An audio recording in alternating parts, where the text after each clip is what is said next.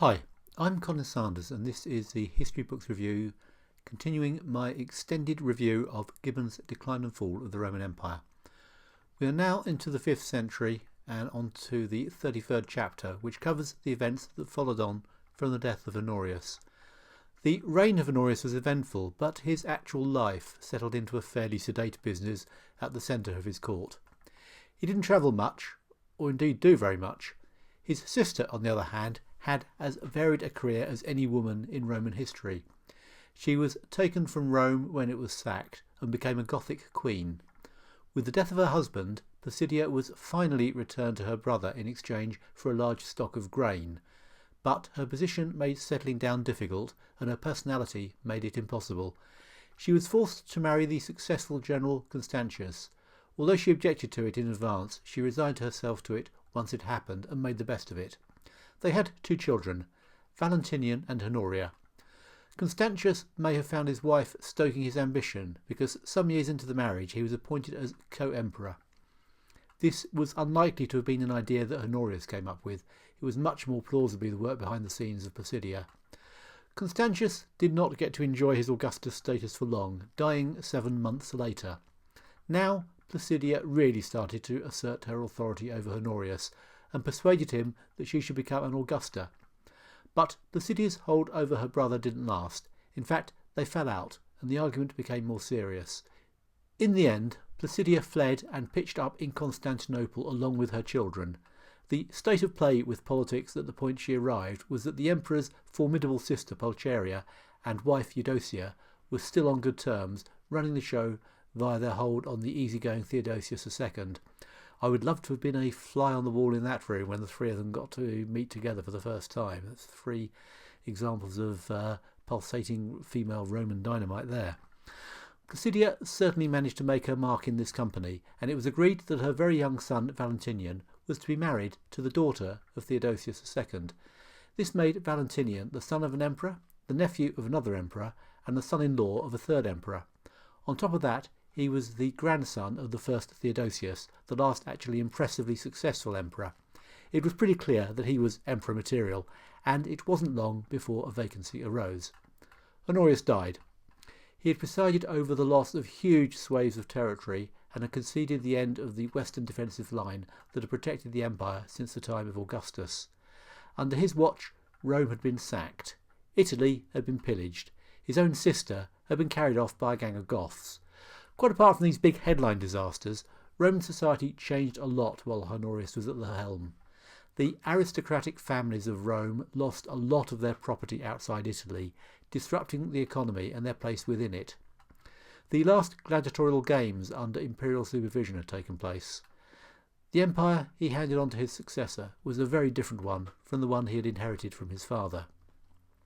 But one thing hadn't changed, and that was that the succession was a messy affair. Honorius was initially replaced by a usurper called John. The days when the key to the throne was control of the legions were over. The legions no longer existed. The trick now was to line up some barbarian allies.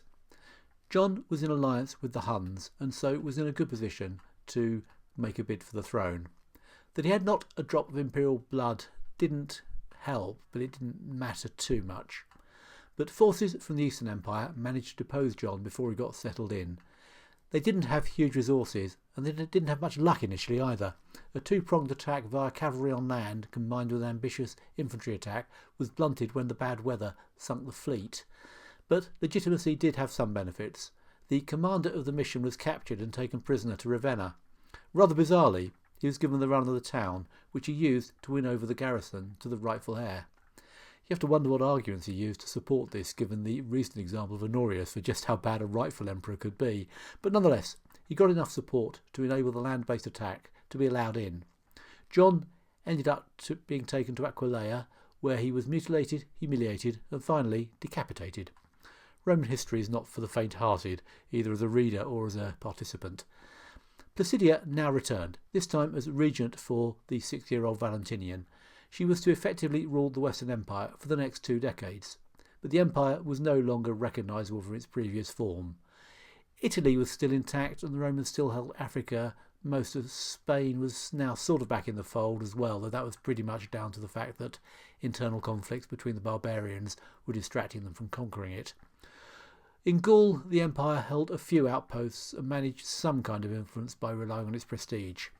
The Byzantines had taken over the opposite shore of the Adriatic from Italy, so the empire now had to continually fight for its existence against enemies in every direction and without any good defensive lines. Two generals, Aetius and Boniface, were in charge of the empire's defence, but also devoted considerable energy to fighting each other. One might have thought that there were quite enough external enemies to be getting on with. The rivalry between these two men may well have been the final straw that set in train the Western Empire's actual death in a few decades' time. They were rather different personalities. Boniface comes across as a bit of a stuffed shirt. He was a deeply religious man. At one point he had considered joining the church. His piety was very much on public display. Once he had a complaint from a husband that one of Boniface's Gothic troops was having an affair with his wife.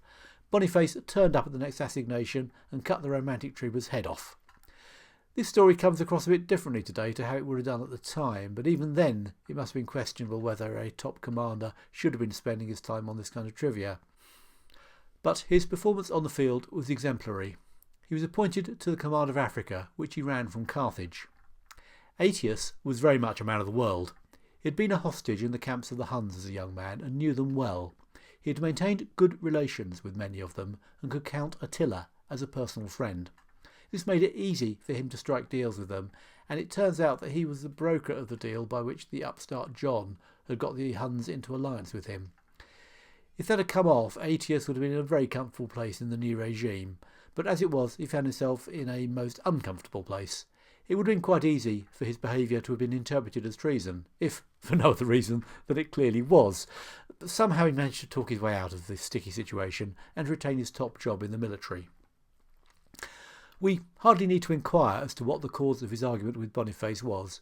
Devious chancers do not get on with people who might stand in their way. Aetius must have been aware that although he was off the hook for now, Boniface had both a reputation for honesty and a solid track record of supporting the imperial family during the crisis, so he hatched the most incredible plot. He used his charm and guile to persuade Placidia to withdraw Boniface from Africa. At the same time, he warned Boniface that he would be in great danger if he obeyed the summons to Rome. It's hard to say what is more surprising, that Aetius believed he might actually get away with it, or that it very nearly worked. Boniface received the warning just before the summons, assumed the worst, and came out in open rebellion. His military position was precarious, so he invited the Vandals in Spain to his aid. It would be a fateful decision. But, in fairness to Boniface, the Vandals must have seemed like suitable allies. They weren't a particularly powerful group. They had fallen out with the much stronger Goths and had been pushed to the west of Spain. Having got there, they were in a prolonged conflict with the Suevi, so when Boniface contacted Gonderic, the Vandal king, it was quite a reasonable judgment. The Vandals provided him with some effective foot soldiers, but were not strong enough to become a threat in their own right. All in all, it was Roman military handbook stuff. What he couldn't have known was that Gonderic was about to die, and would be replaced by a man whose entire life was to be devoted to not doing the obvious. This was Genseric, who was one of the three barbarians who did the most to destroy the Western Empire.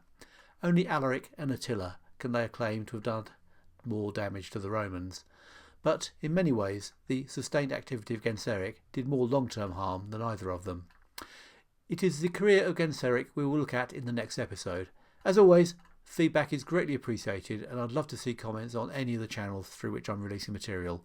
And in the meantime, thanks for listening.